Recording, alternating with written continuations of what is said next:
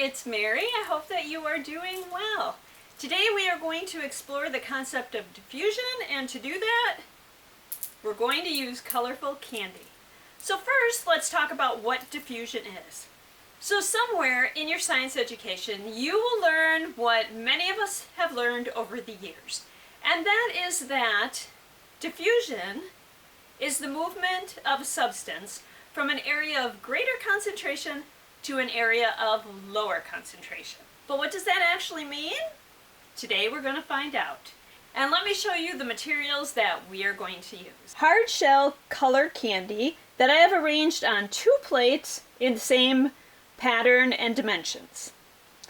2 small white plates, a measuring cup, a measuring spoon, and I've got a ½ tablespoon, and some sugar. So we already have the candy arranged on the plates, and I've put the warm tap water into the measuring cup. We're going to take the warm tap water, pour it into the middle of the first plate, and watch what happens. And you want to pour it in so that it covers the candy, at least partially.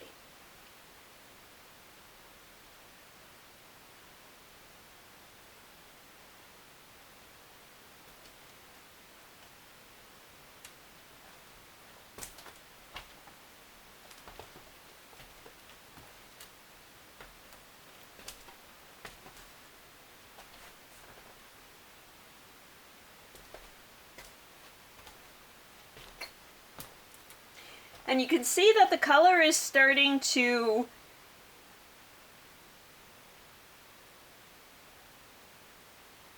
dissolve from the candy, go into the water, and it's moving toward the center of the plate.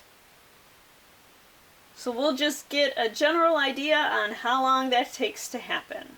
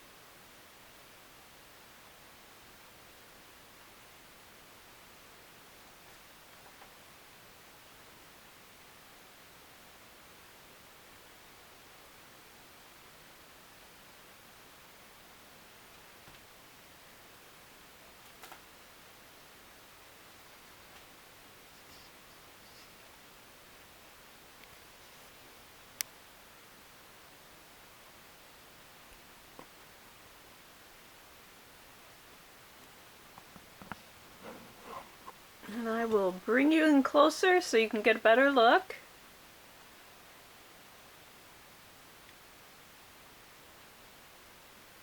And they are all 4 touching in the middle, so they have spread through the whole, they have spread through all of the water.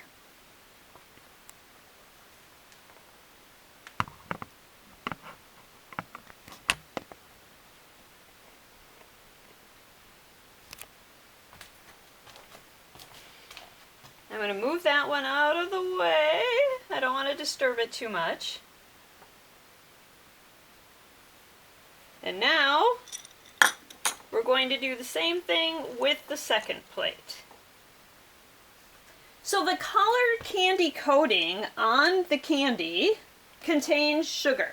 And since the color-sugar combination is in an area of higher concentration at the edges than toward the center, when we add the water, the color moves toward the center. On the second plate, we're going to change it up a little. And I am going to put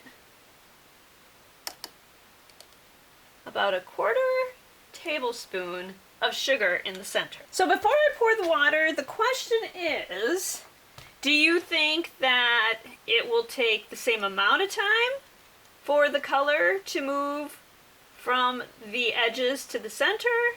Do you think it will be a longer period of time?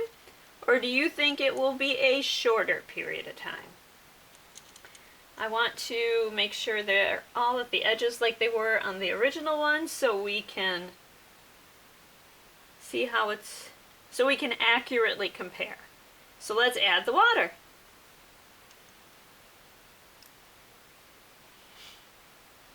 And we'll watch and see what happened.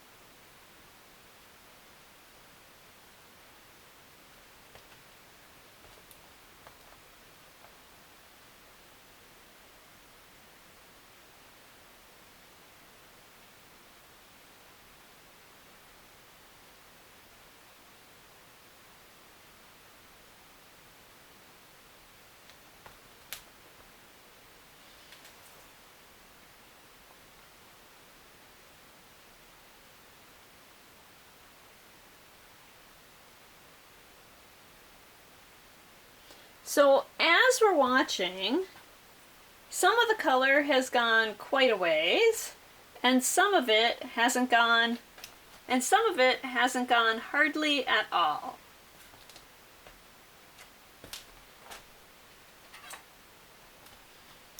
And I've got a ruler. I'm just going to see in centimeters what the difference is. So that's about 4 centimeters.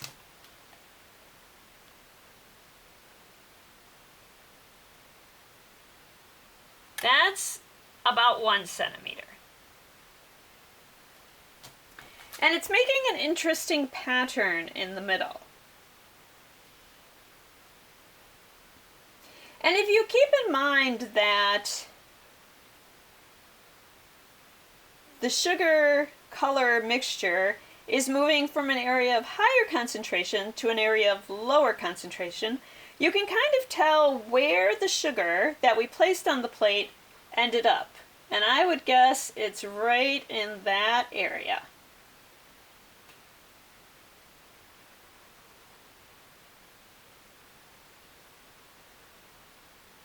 So you can see there's areas where it's taking longer for the color to go to.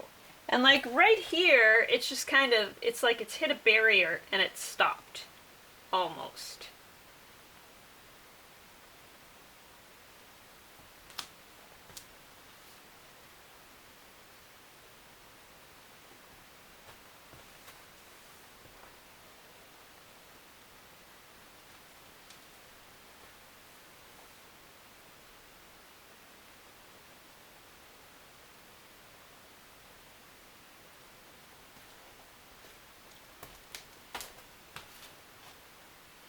So the green is at the center of the plate, the purple is almost at the center of the plate, but the blue and the red have kind of hit a barrier and they're having a hard time continuing.